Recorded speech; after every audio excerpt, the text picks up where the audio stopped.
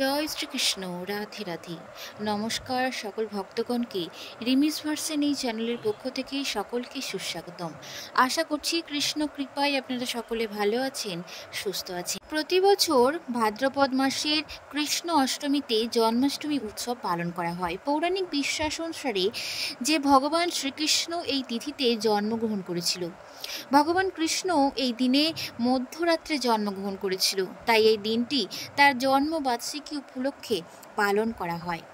জন্মাষ্টমী সনাতন ধর্মের এক অন্যতম প্রধান উৎসব। ভাদ্র মাসে কৃষ্ণপক্ষের অষ্টমী তিথিতে রোহিণী নক্ষত্র যোগে কৃষ্ণ মথুরায় কংসের কারাগারে মাতা দেবকীর অষ্টম সন্তানরূপে জন্মগ্রহণ করেন, তাই এই জন্মদিনটিকে জন্মাষ্টমী বলা হয়। এবছর জন্মাষ্টমী পড়েছে বাংলার ৩০শে শ্রাবণ ১৪৩২ বঙ্গাব্দ এবং ইংরাজির ১৬ই আগস্ট ২০২৫ শনিবার। ওই দিন পালন করা হবে জন্মাষ্টমী। অষ্টমী তিথি শুরু হচ্ছে ২৯শে শ্রাবণ ১৪৩২ বঙ্গাব্দ এবং ইংরাজির ১৫ই আগস্ট ২০২৫ শুক্রবার। ওই দিন রাত্রি ১টা ১৭ অষ্টমী তিথি শুরু হচ্ছে এবং অষ্টমী তিথি থাকছে ৩০শে শ্রাবণ ১৪৩২ বঙ্গাব্দ ইংরাজি ১৬ই আগস্ট ২০২৫ শনিবার রাত্রি ১০টা ৪৯ পর্যন্ত। জন্মাষ্টমী ব্রত কিভাবে পালন করবেন? জন্মাষ্টমীর আগের দিন নিরামিষ অন্ন খেয়ে সংযম পালন করতে হবে এবং রাত্রি ১২টার মধ্যে খেয়ে নিতে হবে। ঘুমানোর আগে অবশ্যই ভালো করে মুখ ধুয়ে নিতে হবে। জন্মাষ্টমীর দিন সকাল থেকে মধ্যরাত্রি পর্যন্ত উপবাস এবং জাগরণ করতে হবে। উপবাস থেকে হরিনাম সংকীর্তন, কৃষ্ণলীলা শ্রবণ, ভগবানকে দর্শন, ভক্তর সঙ্গে হরিনাম কীর্তন, অভিষেক দর্শন করতে হবে এবং ভগবানকে অভিষেক করে একাদশী দিনের মতো অনুকল্প প্রসাদ সেবন করতে হবে। তবে যাদের উপবাস পালনের সমস্যা, অসুস্থতার জন্য যারা করতে পারবেন না, তারা অবশ্যই দুপুর ১২টার পরে কৃষ্ণের কাছে ক্ষমা চেয়ে একটু দুধ বা ফল খেতে পারবেন।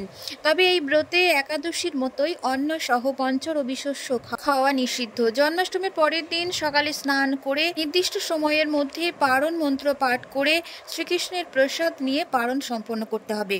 এবছর জন্মাষ্টমীর পারণ পড়েছে ৩১শে শ্রাবণ ১৪৩২ বঙ্গাব্দ এবং ইংরাজি ১৭ই আগস্ট ২০২৫ রবিবার। ওই দিন দিবা ৬টা ৪৫ মধ্যে স্মার্ত এবং গোস্বামী মতে শ্রী শ্রীকৃষ্ণ জন্মাষ্টমীর ব্রতের পারণ।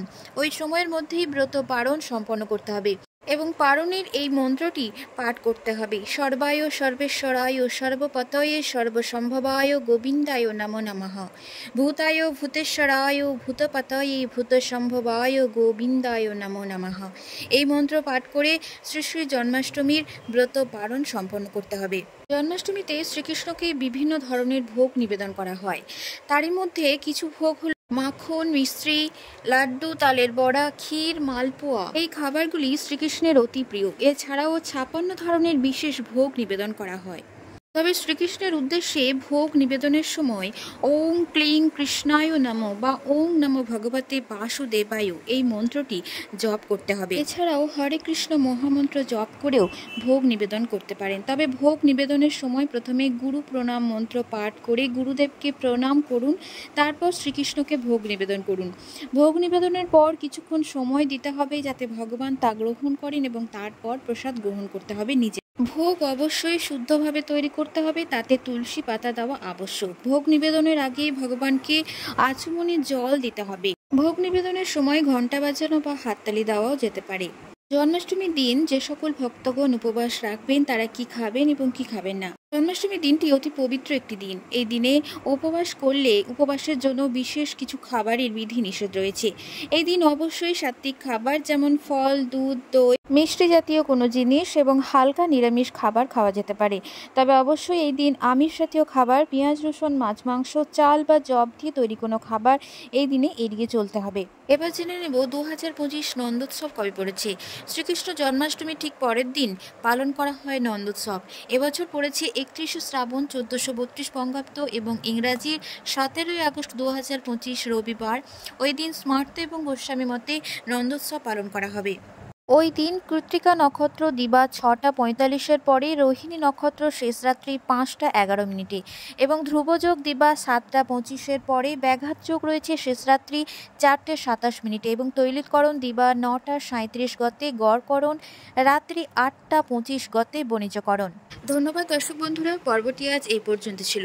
আবার আপনাদের সাথে দেখা হচ্ছে নতুন কোনো পর্ব নিয়ে। সকলকে শ্রী শ্রী কৃষ্ণের জন্মাষ্টমী প্রীতি ও শুভেচ্ছা। সকলে ভালো থাকুন, সুস্থ থাকুন, ঈশ্বরের আশীর্বাদ সকলের উপর বর্ষিত হোক। জয় শ্রীকৃষ্ণ, রাধে রাধে।